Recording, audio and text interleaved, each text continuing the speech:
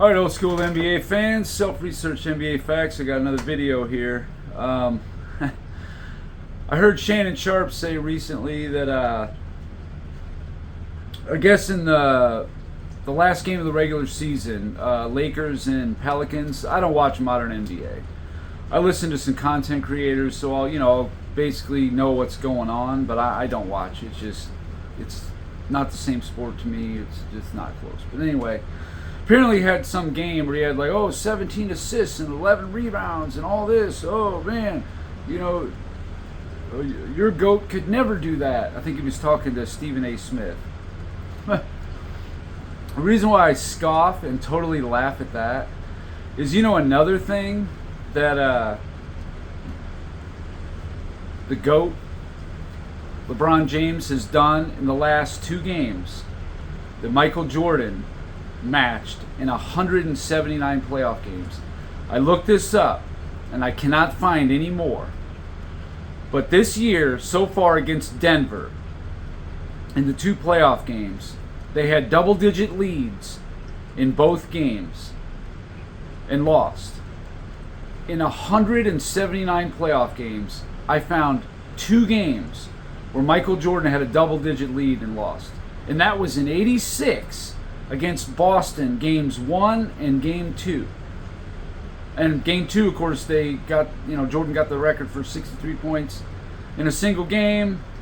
Took them to double overtime. One of the best teams of all time. But I just thought that was that's pretty interesting that LeBron, in two playoff games this year, matched how many double-digit point leads were blown by Michael Jordan's entire playoff career. Now, if I missed one, I apologize if somebody, wants to fact check that, but all I could find was the two games against Boston in '86. That's it. Two. I don't even know how many LeBron has. I'm sure it's a lot more than that, but anyway, I just got a chuckle out of that. I just heard that, but this video is about the 2009 Cleveland Cavaliers. And what an absolute choke job, disappointment, whatever you want to call it, it was. Cleveland was 66-16. I mean, a great record. They were the best team in the NBA record-wise.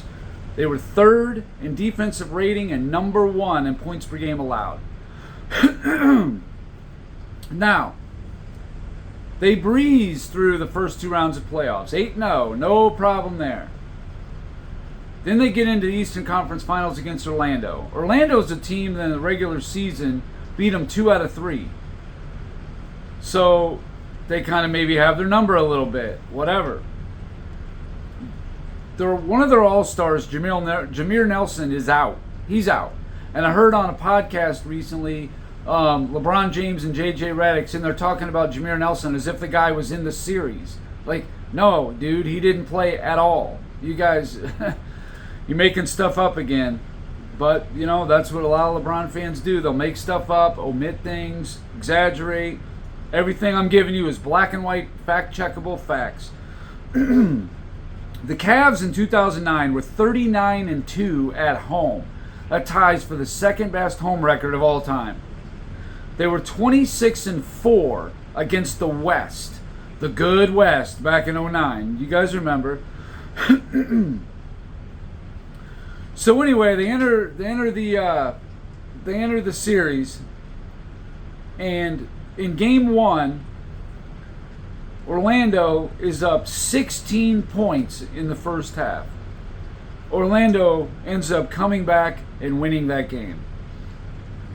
Now, in game 1, LeBron James had a pretty good game offensively. Defensively, in the fourth quarter, he lets Rashard Lewis go 5 for 5 for 12 points, including the game-winning 3. Right there, you're already in a hole. They win game 2. In game 3, a game that Orlando won in Orlando, in the final 2 minutes and 30 seconds, LeBron goes 0 for 3, 3 for 5 free throws, and 1 turnover. And that's in the final 2.5 minutes. Hold on. So yeah, game 3 in a 1-1 series. the final 2.5 minutes of the game, LeBron James goes 0 for 3, 3 for 5 at the free throw line with the turnover. That's only the last 2.5 minutes. So, and that was a tight game, and, he didn't come through. He's the superstar. Game 4, in the fourth quarter and overtime, LeBron James goes 4 for 10, 8 for 10 at the line, not bad, but committed 6 turnovers. And that ended up being the difference, put him in a 3-1 hole, pretty much over. Game 6, very interesting game 6. This is the one you got to win to get it back to Cleveland for Game 7. He goes, in the second quarter, 0 for 3, 0 for 2 at the line, 0 points in the second quarter of Game 6. The third quarter, he goes 2 for 6. And in the fourth quarter, he goes 1 for 4. 2 for 4 at the line for 4 points. So in the last 3 quarters of Game 6, do or die, 3 for 13 from the field, 5 for 9 at the line. That's what he did. They lost. They basically got humiliated. And that's that. Now, I've heard people say that, oh, it's the supporting cast that didn't show up. Let's take a look. See if there's any truth in these narratives these people spew out. So, of the other 4 starters, in the regular season, Mo Williams, 17.8 points a game. He goes for 18.3 in the Eastern Conference Finals. Delonte West, 11.7 in the regular season, 14.5 in that series. Zydrunas Ilgauskas, 12.9 in the regular season, 10.2 in the Orlando series. Anderson Varejao, 8.6 in the regular season, 8.7 Eastern Conference Finals. You add all that up in the regular season, his other 4 starters, 51 points a game they were giving him, and in that series, 51.7. So basically, they were the exact same. What happened? Well, I already showed you in Game 1 that LeBron James let Rashard Lewis score 12 points and go 5 for 5 in the fourth quarter and blow a 16-point lead. And before you say anything, LeBron James himself, and of course all his minions, said he can guard 1 through 5. Rashard Lewis plays small forward, the same position LeBron does. He should have shut him down. No excuse. You make these bold proclamations. I don't get it. Well, in a very similar situation, Chicago Bulls in 1997, they also lost 2 out of 3 to the Miami Heat in the regular season. Okay? Now here's where Jordan's teammates did. Scottie Pippen, regular season, 20.2 against Miami, 16.8. Rodman, regular season, 5.7 against Miami, 6. Ron Harper, 6.3 in the regular season, 8.2 against Miami. Luke Longley, 9.1 regular season, 7 against Miami. Tony Kukoc, 13.2 in the regular season, 3.8 in the Eastern Conference Finals. Steve Kerr, 8.1 in the regular season, 3.4 in the Eastern Conference Finals. Bison Dele, 7 points in the regular season, 5.2 in the Eastern Conference Finals. In the regular season, these 7 players, other than Jordan, this is top 7 teammates in minutes played. They were giving him 69.5 in the regular season. Against Miami in the Eastern Conference Finals 1997, 50.4. So that's 19 points less per game that they're getting. But they won that series in 5, 4-1.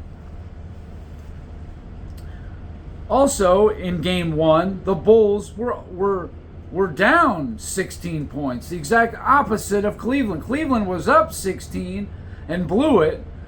The Bulls were down 16 in the second quarter with 4 minutes to go. 44-28. they came back and win that game in game 1. What can you say? I know, oh, the Bulls had a better team, and all that. Maybe that's true.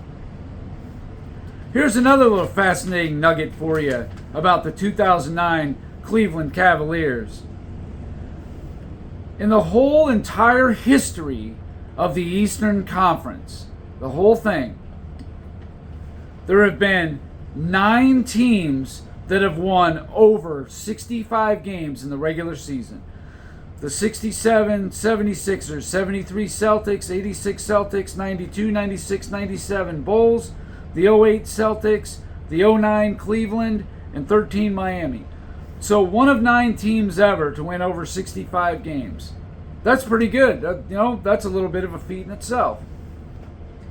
However, of the 9, only 2 didn't win the championship.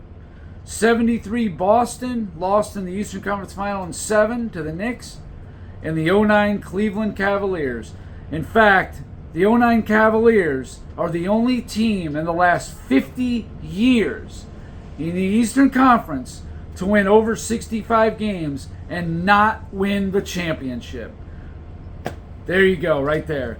Chew on that, Shannon Sharp, Nick Wright, whoever.